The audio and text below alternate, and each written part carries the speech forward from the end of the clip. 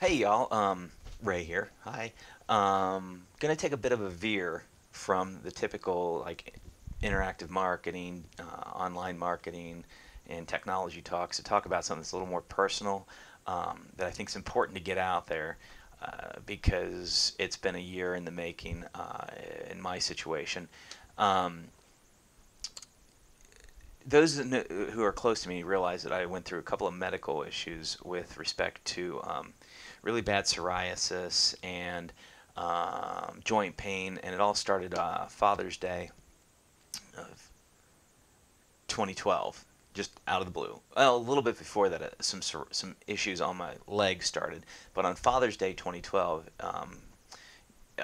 my face just blew up. I had this rash, thought it was poison ivy. Um, and after going through several Z packs, or not Z packs, but prednisone packs, up and down, up and down, up and down, and my wife saying, you are a crazy man on steroids," um, decided to start really seeking out what the problem was. Went to several doctors, got tons of blood tests. They test all kinds of stuff, all kinds of autoimmune stuff because it just wasn't going away. It was all over my face. Then it spread to my shoulders, my back, down to my leg and my inside of my left ankle, my finger. These two fingers on my right hand would get all nasty and rotten, skin cracking, blisters, yellow oozing. My face was oozing yellow nastiness as well as the other spots.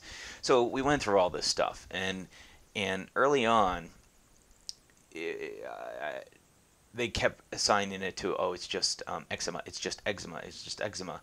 And really, I kept coming back to it. It's an allergy of some sort. Either I have an autoimmune issue or it's an allergy of some sort because no matter what kind of creams, no matter what I do, it just keeps coming back. And this is not eczema. I grew up in a family where my parents had severe eczema all growing up, and I suffer from it a little bit at various points in my life. I have, but nothing like this. This was nasty, big old crazy plaques, oozing yellow stuff. They kept giving me. They went through a spout with Valtrex. They went through a spout with all kinds of antibiotics. They thought it was secondary infections. And at one point, when I really started pushing the medical community to say this is something autoimmune, there's something going on, they tested me for celiacs. For those of you who don't know, celiacs is gluten sensitivity. So you're sensitive to gluten, and when you consume it, celiacs does something with the lining of your stomach and your liver, and it's a really nasty, nasty autoimmune thing. And people who have celiacs must avoid gluten because they do physical damage when they eat it, like to their liver or their kidneys or something like that. Fortunately, there's a genetic marker test. They can actually test your blood and tell you whether or not you're predisposed based upon your genetic material, whether or not you have celiacs. I don't. I tested negative for all the markers for celiacs, so I don't have celiacs.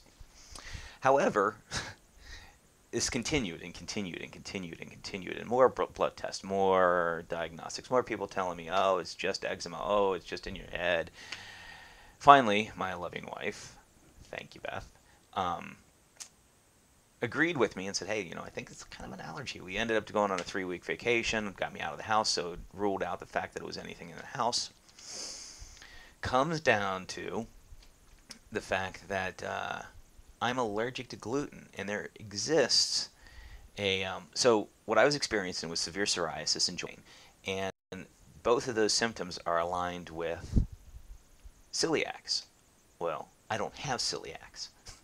So it turns out after some significant digging, we kind of came across this idea that, oh, and I had also done a week-long juice cleanse, and my symptoms reduced significantly in that week. So came back down to diet. It's something that I'm eating that's doing this. And on the prompting of my loving and caring and awesome, beautiful wife, we cut gluten out. We tried going household wide, but with little kids, it's a little difficult not to get the nuggets and fries when you go out. So we cut gluten out. A week later, this horrendous joint pain, specifically in the bottoms of my feet. I had it everywhere, but the bottoms of my feet were just excruciating. I couldn't walk. I'd wake up in the morning, get out of bed, and just want to pass out from my feet screaming from the joint pain.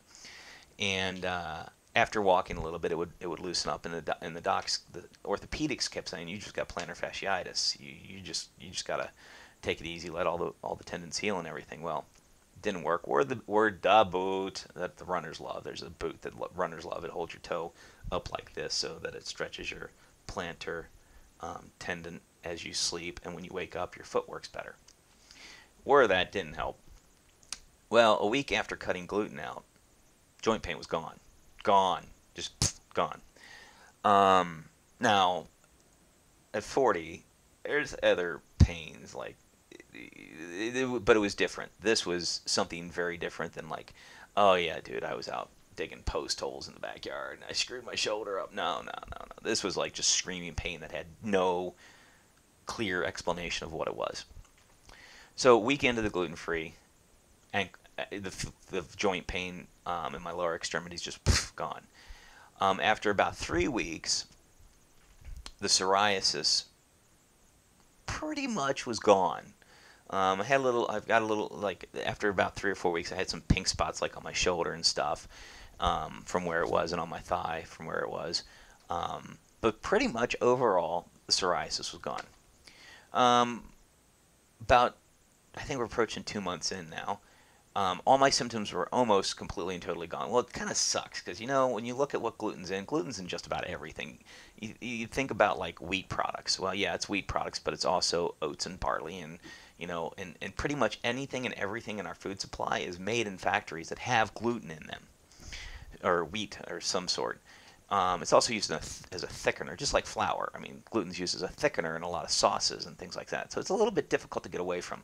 The things that kind of kicked my can was bread and beer. Yep, both of those have gluten. And you can get gluten-free beers. They kind of suck. You can drink cider, but cider is just not as good on a hot day when you're out working in the yard. It's just not. It's not the same thing. So, beer and bread. Well, it turns out 3 days ago, I was walking through the kitchen. The boys' breakfast was left over. They were eating granola bars for breakfast. And I grabbed one of the granola bars, and I knew they had Cliff Bars in the house. I grabbed it, popped it in my mouth, chewed it up, swallowed it, walked the rest of the way through the kitchen, and went, I usually eat Kind bars. I don't usually eat Cliff Bars. I wonder if Cliff Bars are gluten-free. Well, it turns out that they have some oats in them, which sometimes can have gluten in them, and it's processed in a facility that's not necessarily gluten-free.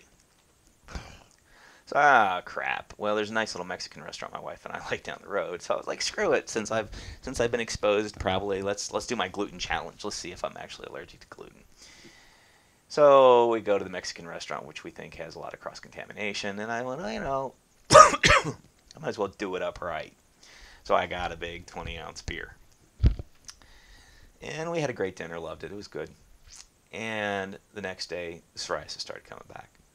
Yesterday, the psoriasis really came back. And then today, I don't know if you can see, but you can see a little bit of it there on my shoulder. I've got a kind of a nasty, goosey one on my thigh. And then if you notice, my ears were raking out. For whatever reason, this stuff, like, apparently I have allergies, sensitivity in my ears. I don't know. It's kind of weird. But my ears, you can't tell by this one, but this one's swollen and red, and it's puffy. It feels like a big old sirloin steak or something like that when you touch it. And it's starting to get crusty. Same with my thigh and my arm. So I just wanted to put this out there to say, hey, yes, there is a thing called celiac, and it's pretty nasty mojo. But there's also this thing called gluten sensitivity that the doctors won't tell you about. So if you're suffering from these symptoms that sound like celiacs, but they keep telling you don't have celiacs, consider doing a gluten-free thing. If you want, reach out to me on the channel below, and I will tell you everything that my wife and I have figured out over time. I might post some more, but this channel is not really supposed to be about this YouTube channel isn't really supposed to be about any of my personal stuff. This is more about my business stuff, about text messaging and mobile marketing and interactive and cloud computing and all those wonderful things I do for the thing that keeps this house paid for and keeps my wife happy. But I think this is important. I think this is very important because not enough people, I think a lot of people suffer from this, and there's not enough stuff out there in the press. and in the popular media. So if you have questions, comments, you have gluten sensitivity that you've identified, hit it down below, and let's chat this up a bit. If you need to get a hold of me, my email address is ray.crawford@gmail.com, and I'd love to hear from you. So here's to you.